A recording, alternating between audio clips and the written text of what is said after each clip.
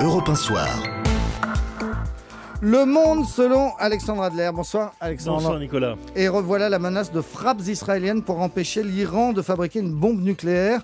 On en parlait beaucoup moins ces derniers temps, mais les Israéliens maintenant lancent un ultimatum. Ils disent qu'il leur reste 6 mois pour agir. Ça veut dire quoi? Ça veut dire qu'au rythme actuel d'enrichissement de l'uranium auquel les Iraniens procèdent maintenant depuis à peu près 6 mois, ils vont avoir la masse critique, c'est-à-dire environ 84 kilos nécessaires pour déjà avoir une bombe.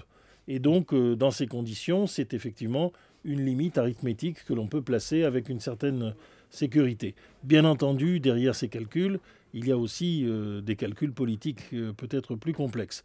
Notamment l'idée que les États-Unis s'apprêtent à nommer comme ministre de la Défense Chuck Hagel, qui est un adversaire déclaré d'Israël et un opposant à toutes les sanctions contre l'Iran, n'a pas manqué évidemment de provoquer une réaction ici.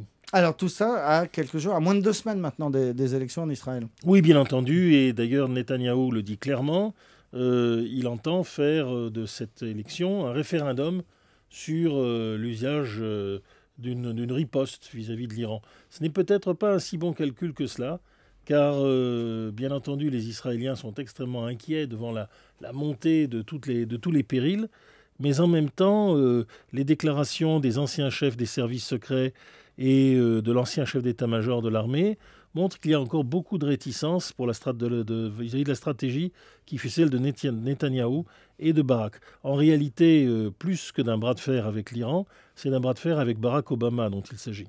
Pourquoi? Eh bien parce que les États-Unis ont toujours, pour l'instant, maintenu le flou le plus total sur ce qu'ils voulaient faire.